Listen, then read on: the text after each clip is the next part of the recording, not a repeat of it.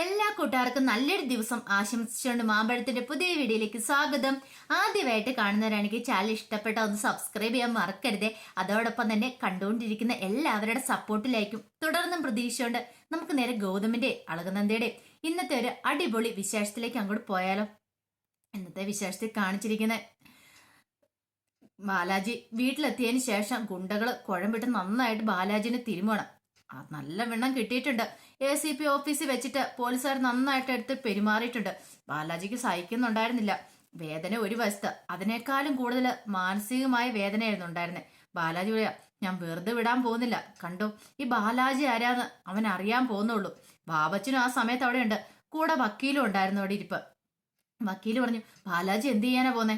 അവനുണ്ടല്ലോ എന്നെ ഈ കള്ളക്കേസ് കുടുക്കിയത് ആരാണെങ്കിലും അവനെ കയ്യോടെ പിടികൂടും.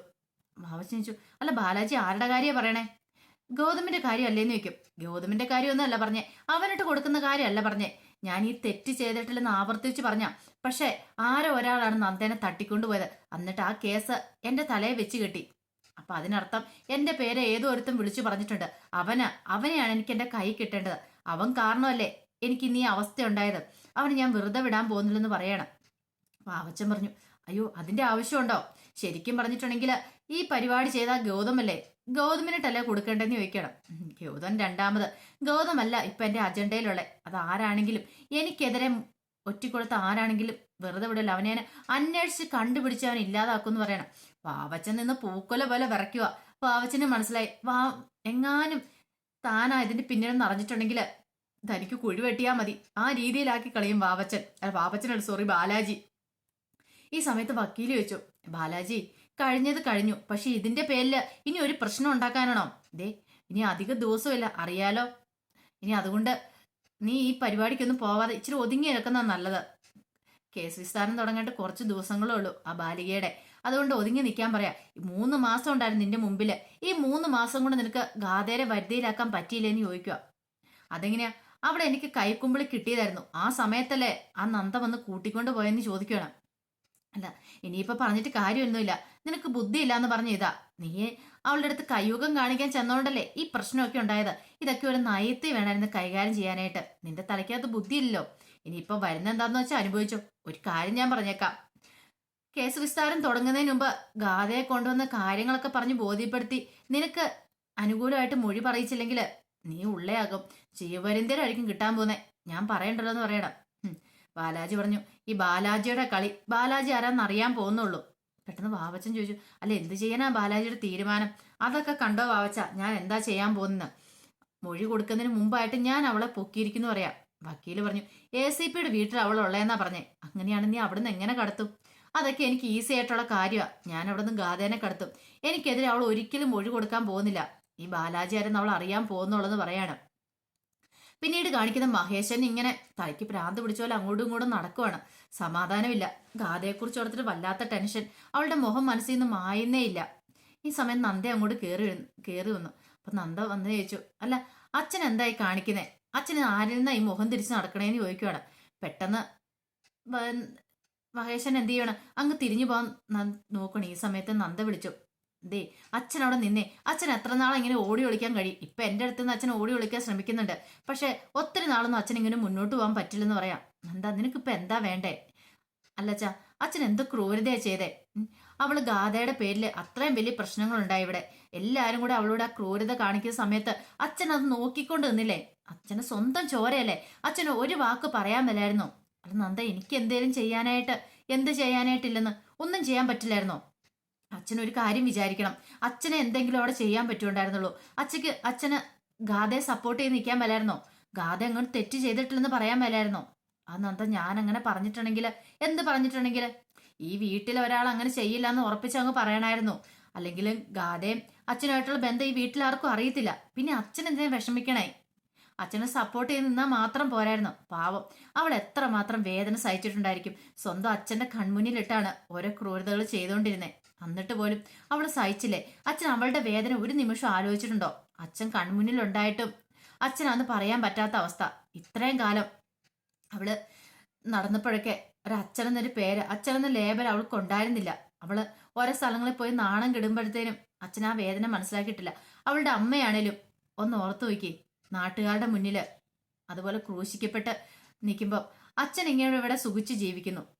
പെട്ടെന്ന് തന്നെ മഹേശ്വരൻ പറഞ്ഞു, നന്ദ നിനക്കറിയാലോ, എന്തെങ്കിലും ആരെങ്കിലും ഇന്ദീവരത്തിൽ അറിഞ്ഞിട്ടുണ്ടെങ്കിൽ അതോടുകൂടി ഞാൻ ഇന്ദീവരത്തിന് പുറത്താവുന്ന മാത്രമല്ല, ഞാൻ ഇത്രയും നാളെ കെട്ടിപ്പൊക്കിക്കൊണ്ട് വന്ന എന്റെ അന്തസ് അതൊക്കെ ഒരു നിമിഷം തകർന്നു പോവും. എനിക്കത് സഹിക്കാൻ പറ്റുന്ന കാര്യമല്ല. അതിനപ്പുറം ഗൗതവും ലക്ഷ്മി അവരുടെ ജീവിതം എന്തായി തീരും? നീ അതിനെക്കുറിച്ചൊക്കെ ആലോചിച്ചിട്ടുണ്ടെന്ന് ചോദിക്കണം. അതൊക്കെ ഞാൻ ആലോചിച്ചാ, ഇത് അച്ഛൻ ചെയ്ത ഒരു തെറ്റിന്റെ ഫലമാണ്. അതിന് പ്രായശ്ചിത്തം ചെയ്യേണ്ട ആളും അച്ഛൻ തന്നെയാണ്.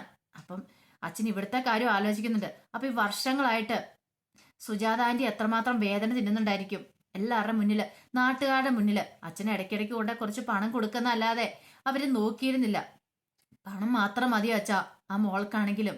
അതിനപ്പുറത്തേക്ക് ഒരു വാത്സല്യം വേണ്ടെന്ന് ചോദിക്കുകയാണ്. മഹേശ്വരൻ പറഞ്ഞു, എനിക്ക് എന്ത് ചെയ്യാൻ പറ്റുന്നെന്താ, അച്ഛനെ എന്തേലും ചെയ്യാൻ പറ്റുള്ളൂ. അച്ഛന് ഈ പെട്ടെന്ന് അങ്ങനെ ഒന്നും ചെയ്യണമെന്ന് ഞാൻ പറയുന്നില്ല, പെട്ടെന്ന് അവളെ അംഗീകരിക്കണമെന്നും പറയുന്നില്ല. പക്ഷെ അവളോട് ദ്രോഹം കാണിക്കുന്നവരോട് അച്ഛൻ എതിർത്ത് നിൽക്കാനെങ്കിലും പഠിക്കണം. അവളെ ഒരിക്കലും ആ ക്രൂരതയ്ക്ക് വിട്ടുകൊടുക്കലായിരുന്നു. ഇനിയാണെങ്കിൽ ഇങ്ങനത്തെയുള്ള സംഭവങ്ങളൊക്കെ നടന്നു കഴിയുമ്പം അച്ഛൻ അതിനെ എതിർക്കുക വേണ്ടേന്ന് പറയാണ്. പെട്ടെന്ന് മഹേശ്വരൻ പറഞ്ഞു, ഞാൻ നോക്കാം, നോക്കിയിട്ട് കാര്യമില്ല. പക്ഷെ മഹേശ്വരൻ പറഞ്ഞു, നന്ദ നീ ഒരു കാര്യം വിചാരിക്കണം, എന്തേലും സംഭവിച്ച് ഇവിടെ ആരെങ്കിലും അറിഞ്ഞിട്ടുണ്ടെങ്കിൽ പിന്നെ എന്റെ ഇവിടുത്തെ മാനം പോവും. അതിനൊക്കെ ഏക ഒരു പോംവഴി എന്ന് പറഞ്ഞിട്ടുണ്ടെങ്കിൽ ഞാൻ നോക്കിയിട്ട് ഇനി ഒന്നേ ഉള്ളെന്ന് പറയാം. നന്ദ ചോദിച്ചു, അതെന്താ? എന്റെ മരണം, അതോടുകൂടി എല്ലാം അവസാനിക്കും. ഇനിയിപ്പം ഇവിടെ നാണം കെട്ട് ജീവിക്കുന്നേക്കാളും ഭേദം ഞാൻ മരിക്കുന്നന്നല്ലെങ്കിൽ അതിന് ഞാൻ ഒരുക്കുക എന്ന് പറഞ്ഞപ്പോ നന്ദ പറഞ്ഞു, അച്ഛൻ എന്ത് പൊട്ടത്തരാച്ചാ പറയണേ? അച്ഛന്റെ മരണം ഞാൻ ആഗ്രഹിക്കുന്നുണ്ടോ? അച്ഛനെ ഒരിക്കലും ക്രൂശിക്കാനായിട്ട് ഞാൻ ആഗ്രഹിക്കുന്നില്ല. ഞാൻ ഗാഥയുടെ ഭാഗത്ത് നിന്ന് ഗാഥയുടെ ഭാഗത്ത് നിന്ന് അച്ഛൻ ചിന്തിച്ചിട്ടുണ്ടെങ്കിൽ അച്ഛൻ ഇങ്ങനെ ഒന്നും തോന്നത്തില്ല. ആ മോളുടെ മുഖത്ത് നോക്കിയിട്ട് അച്ഛൻ ഒരിക്കലും ഒന്നും പറയാൻ പറ്റില്ല. മഹേശ്വരൻ പറഞ്ഞു, എനിക്ക് മനസ്സിലാവുന്നുണ്ട്, ഞാൻ അവളെക്കുറിച്ചുള്ള വേദനകൾ എത്രമാത്രം അനുഭവിക്കുന്നുണ്ടെന്ന് അറിയാവോ? ഇവിടെ വെച്ചാളും മോഹിനിയും ലക്ഷ്മി എല്ലാവരും അവളെ കുറ്റപ്പെടുത്തി കഴിഞ്ഞപ്പോൾ എന്റെ മനസ്സുരുകുമായിരുന്നു. ഞാനൊരു അച്ഛനല്ലേ, പക്ഷെ എനിക്കത് തുറന്നു പറയാൻ പറ്റില്ല. ആ വേദന നിനക്ക് പറഞ്ഞാൽ മനസ്സിലാവില്ല നന്ദ എന്ന് പറയണം. നന്ദ പറഞ്ഞു, എനിക്കും മനസ്സിലാവുന്നുണ്ട്, പക്ഷെ അതൊരു പ്രായച്ചിത്തം ആവില്ല. അതുകൊണ്ട് അച്ഛൻ്റെ ഒരു കാര്യം ചെയ്യണം, ഇനിയെങ്കിലും അവളെ എല്ലാവരുടെ മുന്നിൽ ഇങ്ങനെ അപമാനിതയായി നിൽക്കാൻ അനുവദിക്കരുത്. എന്തായാലും ഇങ്ങനെ ഒരു കാര്യം വന്നിട്ടുണ്ടെങ്കിൽ അതിനെന്നെ ശബ്ദമുയർത്തി സംസാരിക്കണം എന്നും പറഞ്ഞുകൊണ്ട് അവളുടെ അച്ഛനെന്ന് ആരും അറിയാൻ പോകുന്നില്ല, പെട്ടെന്നൊന്നും ആരും അറിയാൻ പോകുന്നില്ല. അതോർത്ത് അച്ഛൻ വിഷമിക്കണ്ടെന്ന് പറയാണ്. പക്ഷെ അച്ഛൻ അവൾക്ക് സപ്പോർട്ടായിട്ട് നിന്നില്ലെങ്കിൽ ഞാൻ എല്ലാ സത്യങ്ങളും എല്ലാവരുടെയും വിളിച്ചു പറയും. ഇനി ഇങ്ങനൊരു അവസരം ഉണ്ടായിട്ടുണ്ടെങ്കിൽ ഞാൻ മേലുകീഴ് നോക്കില്ല. ഈ നന്ദയാ പറയണേന്ന് പറഞ്ഞിട്ട് നന്ദ അകത്തേക്കും കൂടി കയറി പോവാണ്. മഹേഷിന്റെ മനസ്സിലായി, നന്ദ ഒരു കാര്യം പറഞ്ഞിട്ടുണ്ടെങ്കിൽ നന്ദ അത് ചെയ്യുക തന്നെ ചെയ്യും. ഇനിയിപ്പോ ഇങ്ങനെ നിന്നിട്ട് കാര്യമില്ല. പിന്നീട് കാണിക്കുന്ന മഹേശ്വരനും മോഹിനിയും പിങ്കിയും പവിത്ര എല്ലാം കൂടെ സംസാരിച്ചുകൊണ്ടിരിക്കുന്നത്. ലക്ഷ്മിയമ്മയുണ്ട്. ലക്ഷ്മിയമ്മ സങ്കടപ്പെട്ടിരിക്കുക. ലക്ഷ്മിയമ്മ പറഞ്ഞു, എന്നാലും അവൾക്ക് എങ്ങനെ ഈ ക്രൂരത ചെയ്യാൻ തോന്നി? അതുങ്ങള് ചത്ത് കിടക്കാൻ തൊട്ട് എനിക്കങ്ങോട്ട് സഹിച്ചില്ലെന്ന് പറയാ. ഇത് കേട്ടതും മഹേശ്വരൻ പറഞ്ഞു, നീ എന്തിനാ ലക്ഷ്മി ഇങ്ങനെ സങ്കടപ്പെടുന്നേ? ഞാൻ വാവച്ചനെ വിളിച്ചു പറഞ്ഞിട്ടുണ്ട്. വാവച്ചൻ അതേ കളറില് അതേപോലെ തന്നെ 2-3 മോൾ കുഞ്ഞുങ്ങളെയും കൂടെ കൊണ്ട് തരാന്ന് പറഞ്ഞിട്ടുണ്ട്. പിന്നെ എന്തിനാ വിഷമിക്കണേ? എന്നാലും അതിന് പകരം ആവില്ലല്ലോ. അതുങ്ങൾ ചത്തുപോയ തന്നെയല്ല മഹേശ്വരേട്ടാ. അവൾ എന്തിനാ ഈ ക്രൂരത ചെയ്ത്? അവൾ ഇത്ര വലിയ ക്രൂരയാന്ന് ഞാൻ അറിഞ്ഞിരുന്നില്ല. മഹേശ്വരൻ പറഞ്ഞു, അതിന് അവളാ ചെയ്തതെന്ന് ഇവിടെ ആർക്കെങ്കിലും അറിയാവുന്ന ചോദിക്കുകയാണ്. അതെന്ത് ലക്ഷ്മി ചോദിച്ചു, അതെന്താ ചെയ്തേ? അതെന്താ അങ്ങനെ അല്ലാത്തെ? പെട്ടെന്ന് മഹേശ്വരൻ പറഞ്ഞു, ഇവിടെയുള്ളവർക്ക് അങ്ങനെ ഒരു ക്രൂരത ചെയ്യാനൊന്നും പറ്റില്ല എന്ന് എനിക്കറിയാം, പക്ഷെ എന്നാലും അവളാന്ന് ഞാൻ വിശ്വസിക്കുന്നില്ലെന്ന് പറയാം. അപ്പൊ ലക്ഷ്മിയമ്മയ്ക്ക് സംശയം, അതെ മഹേശ്വരനായിട്ട് അങ്ങനെ അങ്ങ് സപ്പോർട്ട് ചെയ്യാൻ വരട്ടെ എന്ന് പറയാണ്. പിങ്കി പറഞ്ഞു, അവൾ ഇതല്ല ഇതിനേക്കാളും വലിയ ക്രൂരത കാണിക്കും. അവളുടെ സ്വഭാവം എന്താന്ന് നമുക്കാർക്കും അറിയത്തില്ലല്ലോ. പിന്നെ നന്ദ ഫുൾ സപ്പോർട്ടുമായിട്ടുണ്ട് എന്തിനും ഏതിനും. അതാ അവളുടെ ധൈര്യം എന്ന് പറഞ്ഞിട്ടുണ്ടെങ്കിൽ അതുകൊണ്ട് അവൾ ഇങ്ങനെയൊക്കെ കാണിച്ചു കൂട്ടുന്നേ. ഇനിയിപ്പൊ നന്ദേനെ പറഞ്ഞിട്ടേ കാര്യമുള്ളൂ, അവളെ പറഞ്ഞിട്ട് ഒരു കാര്യമില്ലെന്ന് പറയാ.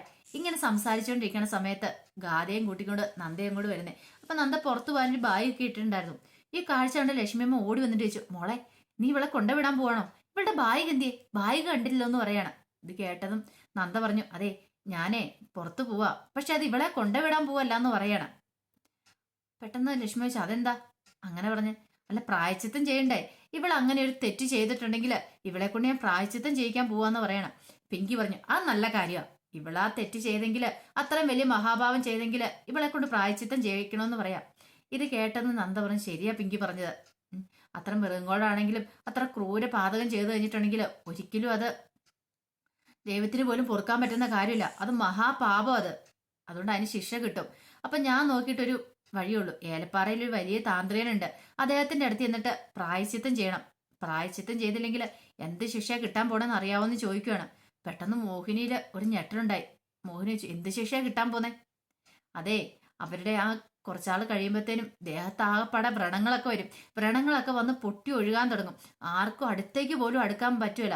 അതുപോലത്തെ ഒരു അവസ്ഥയായിരിക്കും ഇത്രയും വലിയ മഹാപരാധം ചെയ്ത് അവർക്ക് കിട്ടാൻ പോകുന്നത്. അതേ മൃഗങ്ങളോട് ഇങ്ങനെ കാണിച്ചിട്ടുണ്ടെങ്കിൽ അതറിയാവോന്ന് ചോദിക്കുകയാണ്. മഹേശ്വരൻ ഇത് കേട്ടപ്പോ ചിരി വന്നു. നന്ദയുടെ ട്രിക്കാന്ന് മനസ്സിലായി. ഈ സമയത്ത് മോഹിനിൽ നിന്ന് വിറയ്ക്കുവാണ്. എന്റെ ഭഗവാനെ, ഇത്രയും വലിയ പ്രശ്നങ്ങളൊക്കെ ഉണ്ടായിരുന്നോ? പെട്ടെന്ന് പിങ്കി പറഞ്ഞു, നന്ദ നീ എന്തൊക്കെയാ പറയണെന്ന് ചോദിക്കും. ഞാൻ പറഞ്ഞ ശരിയായിട്ടുള്ള കാര്യം തന്നെയാന്ന് പറയാണ്. പെട്ടെന്ന് മോഹിനി ചോദിച്ചു, അല്ല ഈ പ്രായച്ചിത്തം ചെയ്തില്ലെങ്കിലോ? പ്രായച്ചിത്തം ചെയ്തില്ലെങ്കിൽ എന്ത് ചെയ്യാനാ? അല്ല ഇതിന് പ്രായച്ചിത്തം എന്താ നീ ഇപ്പൊ അയാൾ പറഞ്ഞിട്ടുണ്ടോ എന്ന് ചോദിക്കുകയാണ്. ആ എന്തിനാ മോഹിനി അമ്മ ഇത്ര വലിയ ടെൻഷൻ അടിക്കണേ ഈ കാര്യം പറഞ്ഞപ്പോ? മോഹിനി അമ്മയ്ക്ക് എന്തെങ്കിലും പ്രശ്നമുണ്ടോ എന്ന് ചോദിക്കണേ. എനിക്കെന്ത് പ്രശ്നം? അല്ല ഞാൻ ചോദിച്ചാ എന്താ പ്രായച്ചിത്തം ചെയ്യേണ്ടെന്ന്. പ്രായച്ചിത്തം എന്താ ചെയ്യേണ്ടെന്ന് അറിയാവോ? ഹനുമാന്റെ സ്വാമിയുടെ ഫോട്ടോ മുന്നിൽ വെച്ച് അതിന്റെ മുന്നിൽ വെച്ചിട്ട് കയ്യിൽ കർപ്പൂരം കത്തിച്ചു പിടിക്കണം. അതാ ഇനി ചെയ്യാൻ പറ്റുന്ന പ്രായച്ചിത്തം. അതൊക്കെ ചെയ്തില്ലെങ്കിൽ ഉണ്ടല്ലോ നമ്മുടെ ദേഹം മൊത്തം വ്രണം വന്ന് നമ്മൾ പുഴുവരിച്ച ചത്തുപോളെന്ന് പറയാണ്. മോഹിനി ഞെട്ടി. ഇത്രയും പറഞ്ഞിട്ട് അന്ന് ഞാൻ ഇവളെയും കൊണ്ട് അങ്ങ് പോട്ടേന്ന് പറഞ്ഞിട്ട് അങ്ങോട്ട് ഇറങ്ങി പോവാണ്. അപ്പൊ ലക്ഷ്മിയമ്മ അങ്ങോട്ട് സങ്കടപ്പെട്ട് അകത്തേക്ക് അങ്ങോട്ട് കയറിപ്പോയി. അപ്പൊ പിങ്കി അതൊക്കെ അവൾ ചുമ്മാ പുളുവടിക്കുന്നില്ലേ എന്ന് പറയാണ്. ഈ സമയം മഹേശ്വരൻ പറഞ്ഞു, പുളുവടിക്കുന്നൊന്നുമല്ല, അതൊക്കെ ഉള്ള കാര്യം തന്നെയാന്ന് പറയണ. അത്രയ്ക്ക് അങ്ങോട്ട് അവിശ്വസിക്കണ്ട. അങ്ങനെ മൃഗങ്ങളോട് അത്രയും മഹാപരാധം ചെയ്തിട്ടുണ്ടെങ്കിലേ അതൊന്നും ദൈവത്തിന് പോലും ക്ഷമിക്കാൻ പറ്റുന്ന കാര്യമല്ലെന്ന് പറഞ്ഞിട്ട് മഹേശ്വരൻ അങ്ങോട്ട് പോയി. മോഹിനി നിന്ന് വിയർത്തു. പെട്ടെന്ന് പവിത്ര പറഞ്ഞു, അമ്മ എന്തിനാ ഇങ്ങനെ ടെൻഷൻ അടിക്കണ്ടേ? അമ്മ ടെൻഷൻ അടിക്കേണ്ട ഒരാവശ്യമില്ല, ഒന്നും സംഭവിക്കാൻ പോകുന്നില്ല. അത് വെറുതെ നന്ദേച്ച് വെറുതെ പറഞ്ഞല്ലേന്ന് ചോദിക്കുകയാണ്. പക്ഷെ എന്നാലും മുറിയിൽ എത്തിക്കഴിഞ്ഞിട്ട് മോഹിനിക്ക് ഇരിക്കത്തില്ല, നിൽക്കത്തില്ല. എന്തേമേ എന്തേലും ചെയ്തേ പറ്റുള്ളൂ. പുഴു വരിച്ച് കിടക്കുന്ന അവസ്ഥ ചിന്തിക്കാൻ പോലും പറ്റുന്നില്ല. ഇനിയിപ്പോൾ എന്താ ഒരു പോംവഴി? പെട്ടെന്നാണ് പവിത്ര അങ്ങോട്ട് വരുന്നത്. പവിത്ര പറഞ്ഞു, അമ്മ എന്തിനാ ഇങ്ങനെ ടെൻഷൻ അടിച്ച് നിൽക്കുന്നേ? അവിടെ അങ്ങനെ ഇരിക്കാൻ പറയാണ്. അത് പവിത്രേ, നീ എനിക്കൊരു കർപ്പൂരം കൊണ്ട് തന്നെ ഹനുമാന്റെ ഫോട്ടോയ്ക്ക് മുന്നേ നിന്നിട്ട് പ്രാർത്ഥിച്ച് ഞാൻ കൈ കർപ്പൂരം കത്തിച്ച് വെക്കട്ടെ എന്ന് പറയണം. അമ്മ എന്ത് മധുപത്തരം അമ്മ പറയണേ? നന്ദേച്ചി അങ്ങനെ പറഞ്ഞെന്ന് ഓർത്തോണ്ട് അതൊക്കെ ചുമ്മാ പുളു അടിച്ചല്ലേ എന്ന് പറയണം. പുളു അടിച്ചൊന്നുമല്ല, അത് ഒറിജിനൽ ആയിട്ടുള്ള. അല്ലെങ്കിൽ നിനക്കൊക്കെ എന്താ പോകുന്നേ? എനിക്കല്ലേ അങ്ങനെ വരുള്ളൂ. ഞാനല്ലേ ആ പാതകം ചെയ്തത്. അപ്പൊ എനിക്കല്ലേ കിട്ടത്തുള്ളൂ. ഞാനിവിടെ പുഴു അടിച്ചു കിടന്നിട്ടുണ്ടെങ്കിലേ നീ ഒക്കെ തിരിഞ്ഞു പോലും നോക്കില്ല എന്ന് എനിക്കറിയാം. അതുകൊണ്ട് ദൈവത്തെ ഓർത്ത് നീ എന്നെ പരീക്ഷിക്കാതെ പോയി എടുത്തുകൊണ്ട് വരാൻ പറയണം. അങ്ങനെ പവിത്ര അങ്ങോട്ട് എടുക്കാൻ പോകുന്നതിന് മോഹിനി ഇങ്ങനെ സങ്കടപ്പെട്ട് കരഞ്ഞുകൊണ്ട് നിൽക്കുക. ദൈവമേ, എനിക്ക് അങ്ങനെ ആപത്തും വരല്ലേ, അറിയാതെ ചെയ്ത് പോയ തെറ്റാണേ, ഇനി ഞാൻ ഇങ്ങനെയൊന്നും ആവർത്തിക്കില്ലേ എന്ന് പറഞ്ഞിട്ട് പ്രാർത്ഥിച്ചുകൊണ്ടിരിക്കുക. അപ്പൊ അതിന്റെ വിശേഷങ്ങളൊക്കെ നമ്മൾ കണ്ടത്. ഇതിന്റെ ബാക്കി വിശേഷങ്ങളുമായിട്ട് വൈകുന്നേരത്തെ പ്രമോയി വരാട്ടോ. ഒരിക്കൽ കൂടി എല്ലാവർക്കും നല്ലൊരു ദിവസം ആശംസിച്ചുകൊണ്ട് നിർത്തുന്നു. നന്ദി.